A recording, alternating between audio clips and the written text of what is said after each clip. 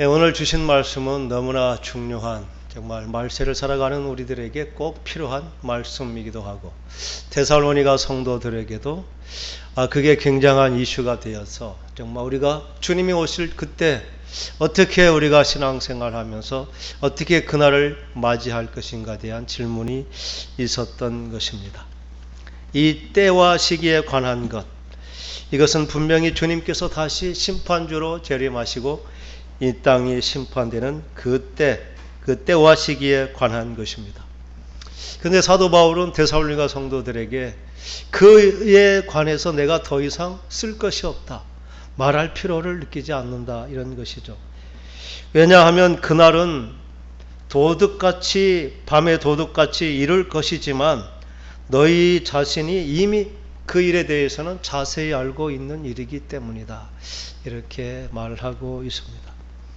사도 바울은 데살로니가 성도들이 이제 주님의 재림 때 기다리다가 미리 죽은 사람들은 어떻게 할 것인가, 우리는 어떻게 주님을 맞이할 것인가, 이게 데살로니가 성도들이 아주 간절한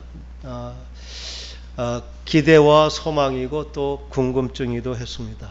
왜냐하면 그들은 처음부터 아주 극한 그러한 박해 가운데 신앙을 지켜와야 했기 때문에 언제 이 고통이 끝나고 이 시련의 때가 끝나서 정말 고대하던 주님이 오실까, 그런 주님의 재림을 고대하던 성도들이었기 때문에 더욱 이러한 질문이 절박하기도 합니다. 예수님의 말씀은 아주 단순하게 분명하게 말씀했습니다. 마태복음 24장 36절에 그날과 그때는 하늘의 천사들도 모르고 아들도 모르고 다만 아버지만 아신다. 그래서 마지막 여러 가지 징조가 있겠고 그러겠지만 그때는 예수님조차도 모른다고 분명하게 말씀하셨습니다. 그런데 많은 사람들이 이 때가 마지막 때 선지자들을 통해 알게 해주신다고 하면서 계시록을 시간적으로 시대적으로 풀어가지고 언제라고 말하는 많은 사람들이 나타나게 되어서 모든 그렇게 때를 분별하여 말하는 사람들은 다 정확하지 못한 것이 너무나 분명합니다. 그런데 한 가지 분명한 사실은 있습니다. 그날이 도적같이 임할 것이고 또 임신한 여인이 해산의 고통이 이름과 같이 이를 것이다. 도적은 정말 예상치 않은 때, 준비되지 않을 때 갑자기 오는 것입니다. 지금 도둑이 옛날처럼 즉흥적으로 하는 도둑은 별로 없습니다. 그래서 도둑질 하려면 그 집을 살피고 주인의 있는 시간을 살피고 그때를 피해서 하기 때문에 이 도둑이 드는 것은 알지 못하는 그때에 임하게 된다는 것입니다. 그리고 임신한 여인이 해산의 고통이 이름. 우리는 여인이 임신하면 이제 적어도 10달 지나면 이제 해산할 것이라는 것을 다 압니다. 그리고 한 달 한 달 가까워질수록 이제 곧 해산의 그 진통이 시작될 것을 분명히 아는 것입니다. 아마 지금 우리는 이 여인의 해산으로 말하면 이미 종말이다, 말세다고 하는 심판이 주님의 재림이 오신다고 생각한 그 예정된 10달은 이미 지났습니다. 그래서 예정달을 지나서 이제 곧 해산이 임할 것처럼 주님의 재림도 사실은 그러한 때입니다. 사도 바울 역시 자기들이 살아있을 때 주님의 재림을 볼 것이라는 그러한 긴박한 종말관이 있었지만 지금 2000년이 지났습니다. 우리가 어렸을 때부터 이제 세상 종말이 온다는 것을 태어나면서부터 이제 말세라는 얘기를 들으면서 이미 하나님의 예정된 시간은 지났지만 그렇게 그날이 속히 오지 않은 것은 베드로 사도가 말하는 것처럼 하나님께서 하루를 천년을 하루같이 기다리시면서 한 영혼이라도 더 구원받기를 원하시는, 그래서 우리가 더디다고 생각하는 것보다 하나님은 더 그렇게 한 영혼이라도 구원받기를 원하시는 하나님의 마음으로 시간이 지연될 뿐이지 이미 정말 해산하면 임신하면 10달이면 정상적인 분만이 되지만 지금은 그 시기는 지났고 이제 곧 아무리 우리가 그 예정일이 지나도 2달, 석 달 지나지는 않을 것입니다. 아마 지금 과학자들은 뭐 2030년, 2050년 뭐 그 후의 미래를 장담할 수 없는 것처럼 과학적으로도 이미 그때가 다 이르렀음은 말하고 있습니다. 그런데 이 임신한 여인이 해산의 고통을 모르는 것, 그때를 모른다는 것이죠. 그것은 이제 10달이 되었으면 적어도 1주일, 2주일 후에는 해산할 것이라는 그것을 모른다는 것이 아닙니다. 곧 이제 해산하겠지만 그 해산의 진통이 언제 시작되는지 5분 후에 있을지 1시간 후에 있을지 알지 못하는 것처럼 그 해산의 진통이 시작되면 길게는 하루 이틀 갈 수도 있겠지만 그 진통이 계속되어서 곧 해산할 것이지만 그 진통이 시작되는 그때를 5분 후에 시작됩니다. 1시간 후에 시작됩니다. 이렇게 알 수가 없는 것처럼 주님의 재림의 때도 아무것도 그냥 뭐 그때를 전혀 예상하지 못한다는 것은 아닙니다. 근데 정확하게 그 시간을 지적할 수 없는 것처럼 1년 후에 될지 뭐 몇 개월 후에 될지 몇십 년 후일지 이 시간은 과학자들도 예견하고 또 기도하는 사람들도 곧 올 것이라는 예감은 있지만 그 진통이 시작되는 그 정확한 시간을 알 수 없는 것처럼 주님의 임함도 알 수는 없다는 것입니다. 그런데 더 중요한 것은 이것을 알아야 된다고 말하지 않는다는 것입니다. 우리가 우리의 죽음의 때를 안다는 것이 좋은 것일까요? 나쁜 것일까요? 지금은 과학이 발달해서 사람들이 6개월 혹은 한 달 이렇게 당신의 생명 그 정도 남은 것 같습니다. 얘기합니다. 그런 사람들은 어쩌면 정확한 시간은 알지 못하지만 자신의 시간, 종말의 때는 예감하는 것 같기도 합니다. 그러나 그 사람들은 육체적으로 모든 기능이 거의 다 정말 다 떨어져서 자신의 의지로는 의학적인 노력으로는 더 이상 어찌할 수 없는 그러한 상태에 있기 때문에 죽음을 안 것 자체가 오히려 그들에게는 유익이 되기도 합니다. 그런데 우리가 건강한 사람이 자신의 때가 지금 몇 년, 몇월, 며칠 딱 정해졌다. 그것을 안다는 것이 행복할까요? 우리가 그 때를 정확하게 하나님께서 태어날 때부터 수명을 딱 정해줘서 몇 년, 몇월, 며칠 죽을 것이다. 이렇게 사람이 정해졌다면 세상이 행복할까요? 예수 믿는 사람이라면 그거 아는 것이 도움이 되고 정말 유익하겠죠. 그런데 하나님 없이 자신의 욕망을 따라서 죄의 소욕을 따라서 살던 사람은 그야말로 아비규환, 내가 죽기 전에 하고 싶은 것을 어떻게 해서라도 해야 되는, 그래서 그 시간을 안다는 것이 결코 유익이 되지 않을 것입니다. 이렇게 중요한 것을 모르게 하신 것, 그게 하나님께서 우리 인간들에게 주신 은혜입니다. 종말의 때도 마찬가지입니다. 몇 년, 몇월, 며칠 그때를 준비해가지고 그때에 맞춰서 사는 것이 결코 건강한 삶이 아닙니다. 우리는 이미 경험했죠. 몇 년, 며칠 주님이 재림이 한다고 해서 그 사람들의 삶은 일상의 삶이 다 마비되어 버린 것이죠. 학교도 직장도 자녀들도 그냥 주님이 오실 그때 들림 받으려고 그 참 아주 일상의 삶이 파괴되어 버리는 모습을 보게 됩니다. 주님은 그렇게 주님의 때를 아는 것, 알아야 된다고 말하지 않습니다. 언제가 되더라도 아무런 문제가 되지 않도록 준비하는 것이 중요하다. 이렇게 말하면서 우리들은 이미 준비되어 있다. 이렇게 말씀하시는 것입니다. 그날이 3절처럼 평안하다, 안전하다 할 그때 주님이 오신다고 말하는데 주님이 오시면 그렇게 될 것입니다. 깨어있지 못하고 주님을 믿지 못하고 하나님의 말씀보다 정말 사탄의 말에 귀를 기울인 사람들은 그날이 언제가 되었든지 반드시 정말 도둑이 임함같이 해산한 임신한 여인이 해산의 고통이 이름과 같이 그날이 임할 것이고 그들은 그들에게 심판이 날이 될 것이 분명합니다. 그것은 역사적으로 소돔과 고모라 때에도 그러했습니다. 모든 사람들이 먹고 마시면서 더 즐기자고 심판이 예고되어 있지만 그들은 결코 그날을 준비하지 못했습니다. 온 인류를 물로 심판하실 그 노아의 때에도 그때까지 장가들고 먹고 마시면서 그들은 세상의 쾌락에 정말 빠져서 그 마지막 때가 심판의 때가 왔다는 경고의 말을 듣지 못하고 그들은 전부 마치 도둑이 만 것처럼 그 멸망의 날을 보게 된 것입니다.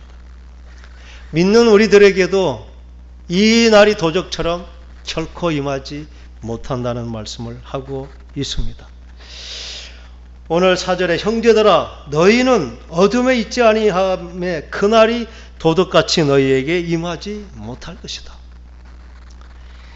이 어둠에 있지 아니하다, 밤에 속하지 아니하였다. 이 말씀, 너희는 다 빛의 아들이요 낮의 아들이다. 우리가 밤이나 어둠에 속하지 아니하였다. 이 말씀은 우리가 그 하나님의 은혜에 대해서 세상 사람들은 그날을 마치 정말 영원히 오지 않을 것처럼 그렇게 살기 때문에 그 심판의 날은 그들은 반드시 그렇게 도둑이 임한 것 같이 하지만 우리 믿는 자들은 그날이 결코 도둑같이 임하지 아니할 것이다. 이렇게 말하는 것입니다. 도둑같이 임하지 않을 것이라는 것은 우리가 그날 그때를 알아서 미리 준비하게 될 것이다. 이런 말이 아닙니다.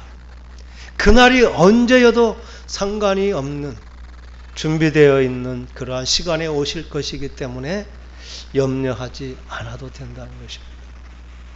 우리가 아주 쉬운 예로 이제 학교 다닐 때 정말 열심히 있는 선생님들은 저희들은 잘 경험하지 못했지만 쪽지 시험이라는 것이 있습니다. 그냥 갑자기 문제를 내고 그것을 풀도록 하는 거예요.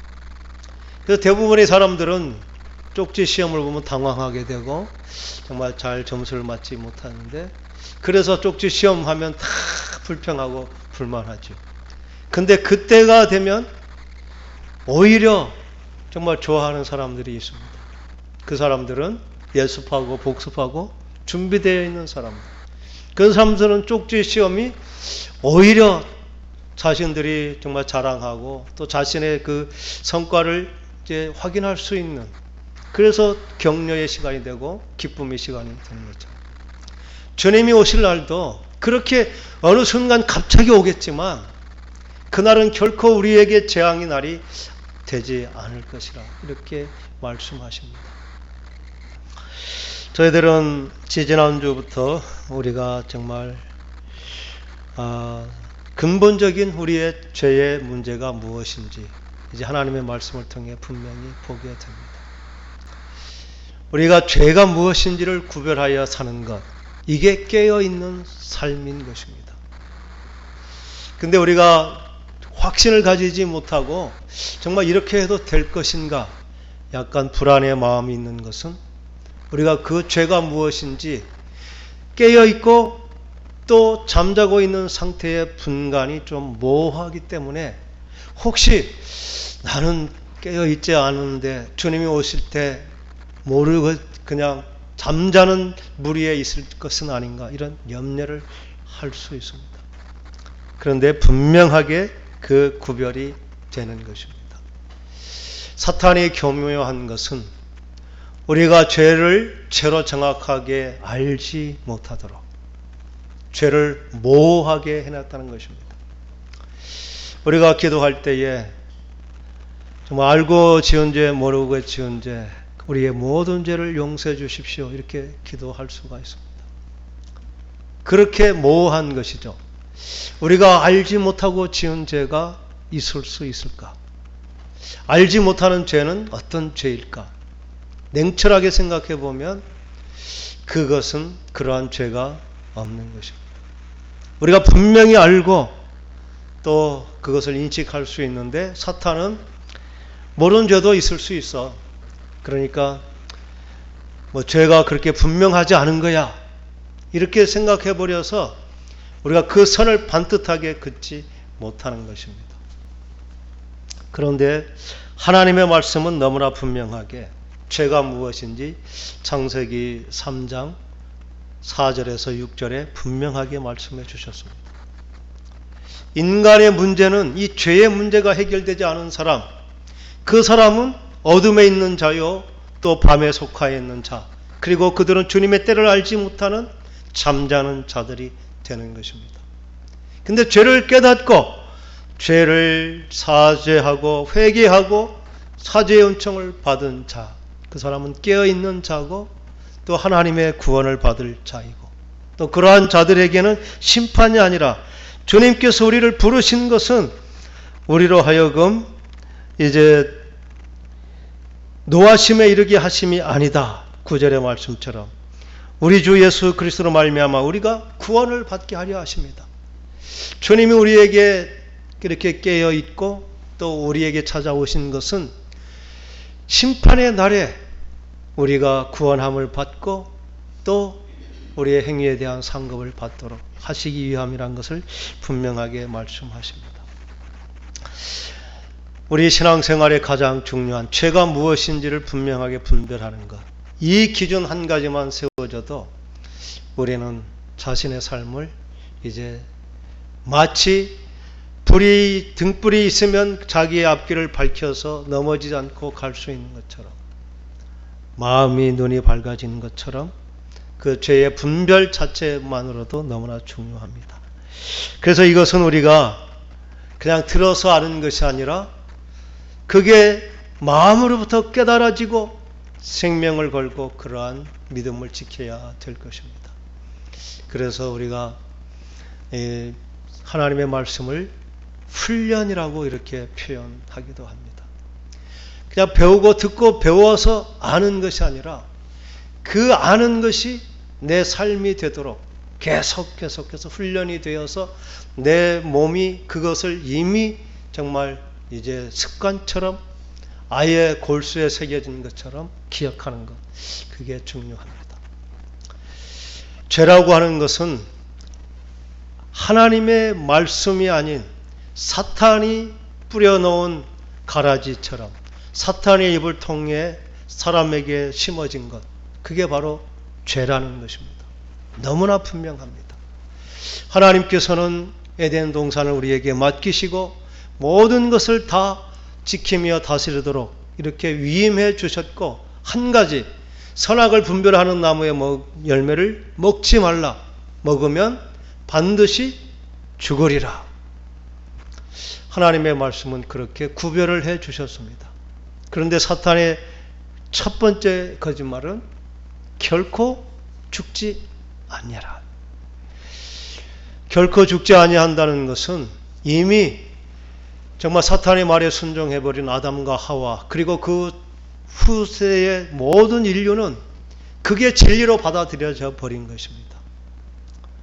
영원히 죽지 않는다는 것은 죽음을 맛보지 않을 것이라는 것이 아니라 우리가 죄의 결과로 죽음이 있고 심판이 있다는 사실을 믿지 못하게 하는 것입니다. 그래서 우리는 영원히 살 것처럼, 아니 사는 것만이 유일한 우리의 희망인 것처럼 사는 것. 그래서 죽음에 대해서, 심판에 대해서 생각하지 못하고 그것을 받아들이지 못하는 것, 이게 바로 하나님의 말씀보다 사탄의 말에 귀를 기울인, 이미 사탄의 말에 순종해버린 우리 사람들의 모습인 것입니다. 사람들이 지금이라도 하나님의 말씀이 들린다면 우리의 죽음이 날이 있고 그때 심판을 받을 것이라는 정죄가 있다는 사실을 안다면 우리는 그날을 준비하게 될 것입니다. 하나님의 말씀은 죄에 대한 선포가 아니라 경고인 것이죠. 불순종하면 죽을 것이다.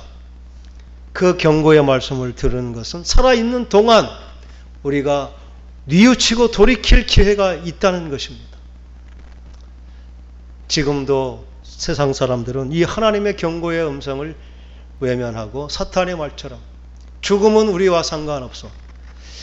언젠가는 죽겠지만 적어도 1년 안에는 아니야. 아니 한 달, 어떤 사람은 10년 그 이상 그 후에 있을 어떤 먼 미래의 일이지 내게 죽음이라는 것이 현실적으로 곧 임하게 될 것이라는 생각을 갖지 못하는 것. 이게 사탄이 우리 인류에 심어놓은 첫 번째 거짓말입니다. 이 영원히 죽지 않을 것처럼 사는 것, 심판이 없는 것처럼 사는 것. 그래서 사람들은 그 축복인 줄 알지만 사탄은 거짓말 가운데 악함이 있는 것입니다. 누구도 평안하게 살지 못합니다.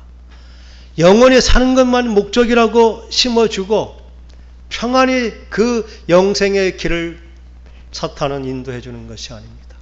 각자 죽을 듯이 치열하게 살아야 그 삶을 살지만 그 끝은 영원한 심판이 예비된 그러한 절망적인 삶을 살도록 하는 것. 이게 사탄의 거짓말과 악함이 동시에 있는 것입니다.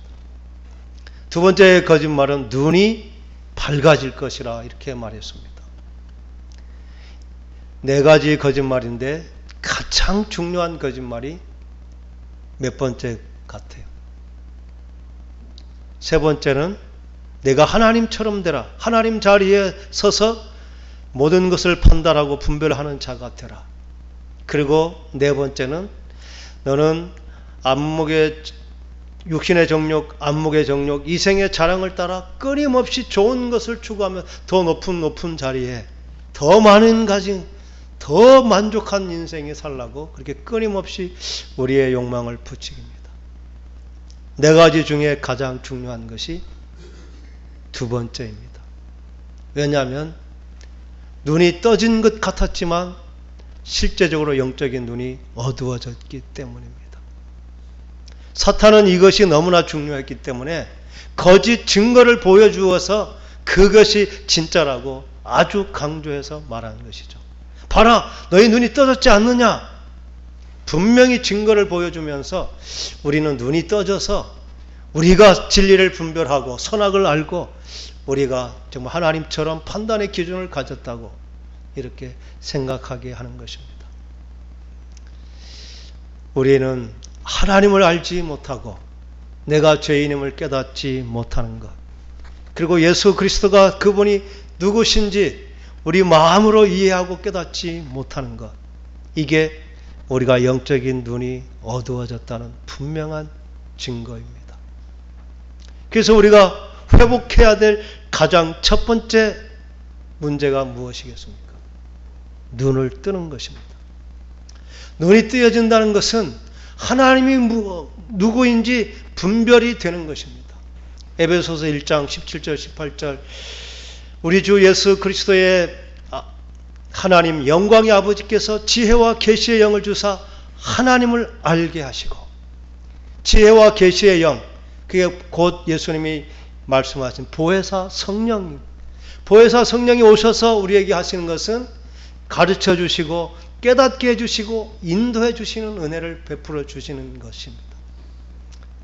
우리는 그 보혜사 성령을 의지하고 하나님을 점점 알아가고 예수가 누구신지, 주님의 십자가의 사랑이 얼마나 크고 위대한 것인지, 그리고 내 안에 계신 그 주님의 능력으로 우리는 죄를 이길 수 있는 존재가 되었고 주님이 기뻐하심이 무엇인지를 깨달아가면서 그 일을 기쁨으로 할 수 있도록 하나님께서 우리를 날마다 은혜 가운데 인도해 주시는 그 길을 가는 것, 그것이 우리가 해야 될 첫 번째 일입니다. 성령님은 우리가 회개하고 또 간절히 사모하고 의지할 때 우리 마음 가운데 역사하시는 것입니다. 예수 믿을 때 우리 안에 성령님이 임하시지만 우리가 그 성령님을 인정하고 환영하고 받아들일 때 비로소 내 안에서 성령님이 역사하시는 것입니다. 그래서 우리가 그 일을 위해서 힘써 찬송하고 기도하고 예배하는 것, 그것 외에 우리가 하나님의 은혜를 체험하는 방법이 없습니다. 그래서 찬송을 불러도 정말 그 가사에 우리의 생명을 담아서, 진심을 담아서, 그래서 가사라도 그냥 부르는 것은 노래일 수가 있습니다. 근데 가사가 암송되고 그 가사를 생각하며 진정한 마음의 고백으로 드리기 시작하면 우리의 마음이 변하고 우리의 인격이 변화되는 것입니다. 그렇게 하나님 찬송과 가사, 하나님의 말씀이 채워지면 채워질수록 하나님의 임재가 더 크게 느껴지고 성령이 우리 안에 활발히 역사하셔서 죄를 이길 수 있는 구체적인 힘이 또 은혜가 덧입혀지는 것입니다. 깨어있는 삶이라는 것이 바로 그것을 추구하는 것입니다. 꼭 교회 나와야 되고 예배 참석하고 이 형식적인 것이 아니라 그 본질적인 일을, 내가 얼마나 하나님 앞에 죄가 구체적인 모습이 무엇인지, 내가 죽음을 준비하지 못하고 영원히 살 것처럼 세상에 미련을 갖는 것, 그게 평안하다 안전하다, 더 눈에 좋고 정말 세상 것을 추구하며 사는 그게 죄인지도 알지 못하면서 하나님의 영광보다 그것을 더 사모하는 삶, 이런 것이 죄라는 것을 깨달으면서 하나님께 기도하면서 하나님의 은혜로 살려고 힘쓰고 애쓰는 것, 이게 바로 우리가 낮에 속한 모습이고, 이렇게 사는 사람들한테는 주님이 그날이 언제가 되더라도 걱정할 필요가 없다는 것입니다. 근데 우리가 그 죄의 분별이 정확하지 않아야 할 때, 그게 우리가 그 심판의 날이 혹시나 내가 깨어있지 못해서 그날 심판받을 것은 아닌가 염려하게 되는 것입니다.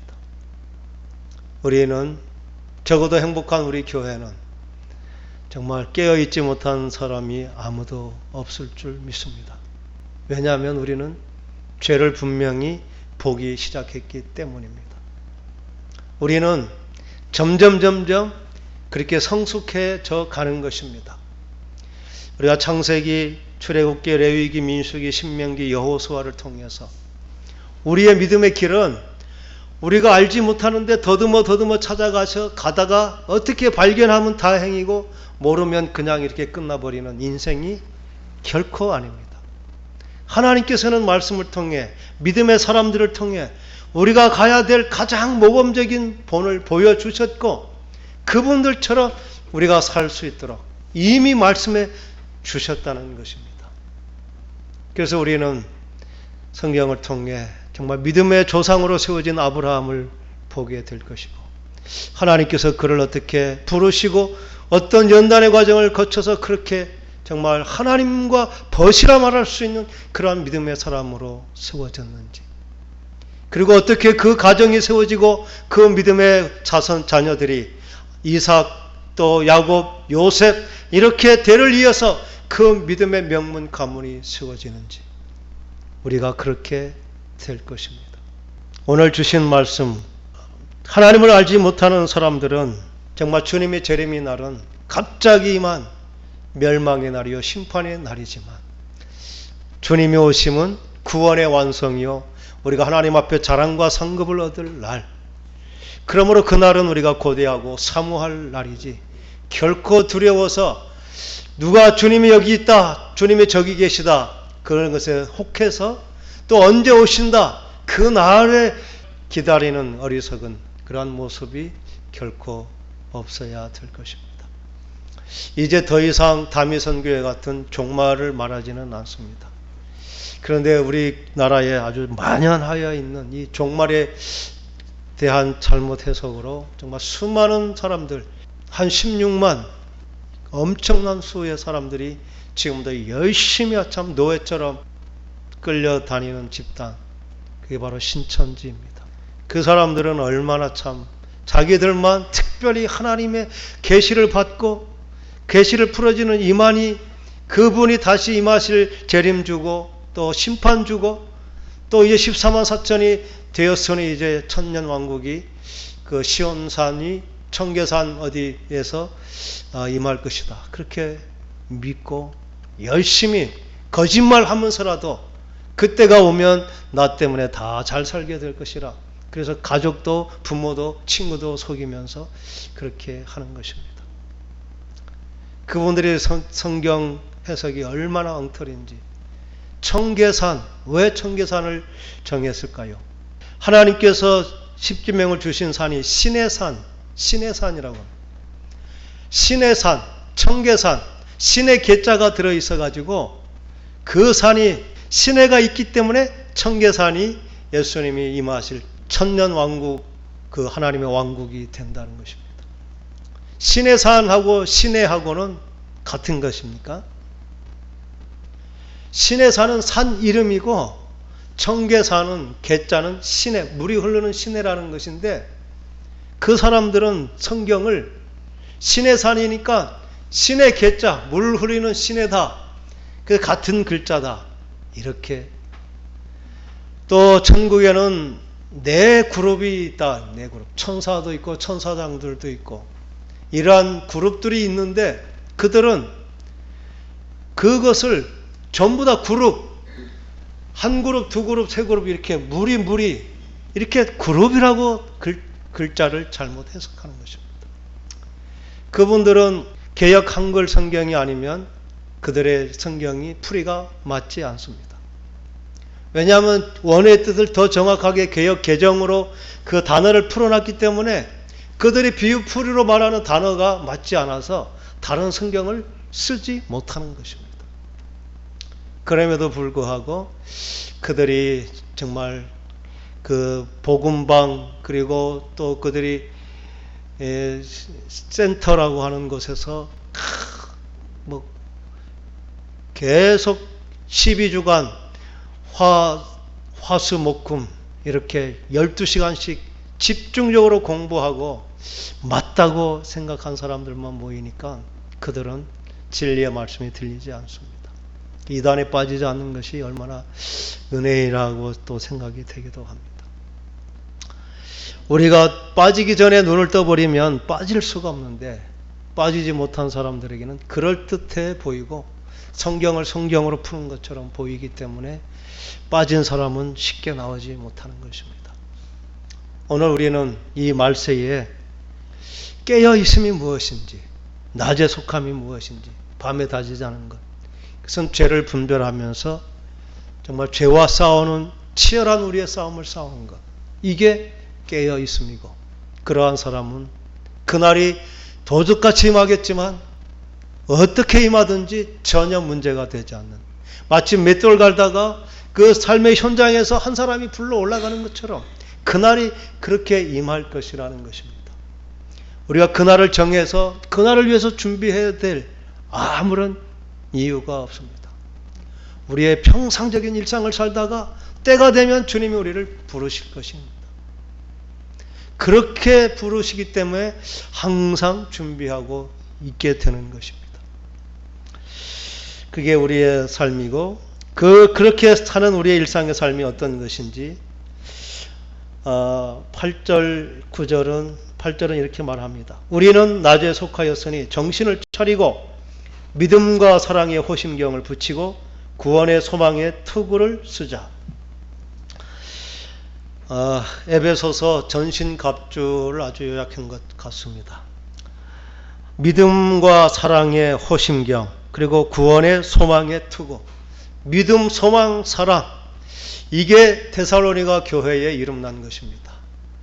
믿음의 수고, 믿음의 역사, 사랑의 수고, 또 그리스도에 대한 소망의 인내, 믿음, 소망, 사랑, 끝까지 하나님을 믿고 의지하면서 서로 사랑하고 정말 천국, 우리는 주님 앞에 설 것이라는 그러한 미래에 대한 소망 가운데 사는 것. 그래서 너희들이 정말 너무나 잘하고 있어서 그렇게 하면 된다라고 이렇게 말하는 것입니다. 이것은 데살로니가 교회, 너희들이 잘하고 있으니 그 주님의 날은 결코 도적같이 임하지 못한다는 것입니다. 그러면서 마지막 권면을 이렇게 합니다. 그러므로 피차 권하고 서로 덕을 세우기를 너희가 하는 것 같이 하라. 너희가 너무나 잘하고 있다. 그렇게 하면 될 것이다. 이 사도 바울은 데살로니가 교회에 이렇게 말하면서 피차 권면하고 덕을 세우라. 이게 교회의 중요성입니다. 교회를 이루어 가라는 것입니다. 우리는 혼자라도 잘할 수 있을 것으로 생각합니다. 그러나 믿음은 결코 혼자 되는 것이 아닙니다. 서로 격려하고 서로 이제 권면하면서 함께 검증돼야 되는 것입니다. 혼자 아무리 고상하게 잘 신앙을 갖는 것 같아도 그게 다른 사람과 관계를 통해서 정말 믿음과 사랑과 소망 가운데 산다는 증거가 나타나지 않으면, 검증되지 않으면 그것은 왜곡된 신앙일 수 있습니다. 그래서 우리가 교회 공동체를 반드시 이루어야 되고 그렇게 함께 세워져 가야 되는 것입니다. 혼자의 신앙은 검증되지 않은 것이고 또 그것은 또 그렇게 하나님은 처음부터 너 혼자 이렇게 서는 것이 아닙니다. 내 믿음이 분명하다면 당연히 이웃을 돌아보게 되고 그 이웃과 더불어 사랑으로 교제하다 보면 공동체가 되는 것입니다. 그래서 건강한 공동체가 되지 않는 것, 그것은 우리의 신앙에 검증이 필요한 부분들입니다. 서로 격려하고 서로 덕을 세워가면서 함께 정말 건강한 지체가 되는 것, 교회의 아주 중요한 기능이기 때문에 행복한 우리 교회는 그렇게 서로에게 관심을 가져야 됩니다. 마치 너가 쓰러지면 나도 불안한 것처럼, 전쟁터의 전우처럼 한 사람의 전우가 쓰러지면 내가 감당해야 할 적이 그만큼 많아진 것처럼, 그래서 한 사람의 전우를 내 생명처럼 지키고 세워가는 것, 이게 우리의 해야 될 일입니다. 오늘 9절에도 8절의 말씀에 믿음과 사랑의 호심경, 그리고 구원의 소망의 투구, 마치 군인들이 무장한 것처럼 우리의 삶이 그렇게 훈련되고 우리의 삶은 그렇게 세상과 싸워서 이기는 그 세상 가운데 전으로 불러졌다는 것을 말씀해 주시는 것입니다. 행복한 우리 교회, 지금 많은 교회들이 있고 저희 교회도 역시 있었지만 우리 또한 다른 교회와 다름이 없이 죄가 무엇인지 또 우리가 추구해야 될 신앙이 분명한 목표가 무엇인지 모르고 거의 5년을 지내왔습니다. 안다고 했지만 분명하지 못한 것 때문에 그 그림이 마치 초점이 흐린 그림처럼 분별이 안 되었습니다. 그런데 하나님의 은혜로 우리가 가야 될 분명한 길이 보여졌으므로 우리가 소망이라는 생각을 가져야 됩니다. 내가 반드시 세워져야 내 식구들, 내 주위에 있는 사람들, 다른 사람들까지 세울 수가 있습니다. 여러분 생각하기에 저 교회면 좋겠다, 저 목회자면 내가 생명을 걸고라도 따라가고 싶다, 그런 교회, 그런 목회자가 그렇게 있습니까? 우리가 그렇게 돼야 되는 것입니다. 저도 정말 성도들의 생명을 걸고 쫓아올 만큼 저도 하나님 앞에 그런 사람이 되려고 끊임없이 노력하고 기도하고, 성도 여러분도 그렇게 세워져서 저 사람처럼 신앙생활하면 되겠다고 그런 본이 되어야 되는 그 막중한 책임이 행복한 우리 교회에게 주어졌습니다. 하나님 우리 한 사람 한 사람을 모델로 이렇게 세우실 것입니다. 하나님께서 그래서 우리 한 사람이 얼마나 소중한지 모릅니다. 우리가 힘써야 할 것은 내가 지금 눈이 밝지 못하다는 것을 인정하는 것입니다. 예수 믿는 순간 떠지기는 떠졌죠. 근데 아직 희미합니다. 떠지는 방법은 하나님께 기도하고 정말 내가 더 주님을 알기를 원합니다. 그렇게 해서 사모하고 기도하고 찬송하고 그 기도의 시간, 찬송의 시간, 말씀에 집중하는 시간이 분량이 차야 되는 것입니다. 그런데 하나님의 은혜가 있을 때 그게 되는 것입니다.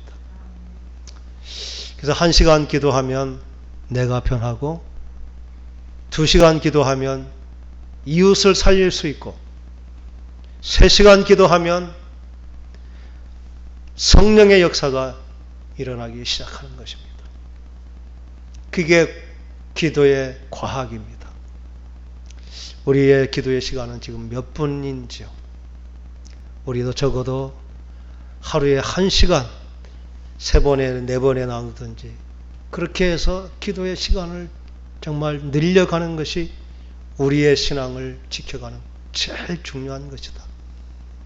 그래서 적어도 금요 기도에 조금씩 늘려서 1시간 정도는 충분히 기도했으면, 그래서 그러한 기도에 불이 붙어서 삶의 현장에서, 가정에서 기도가 정말 되고, 기도하면서 하나님의 은혜를 경험하는 그러한 실제적인 우리의 삶으로 체득되는 신앙을 사는 우리 모두가 될 수 있기를 간절히 소원합니다.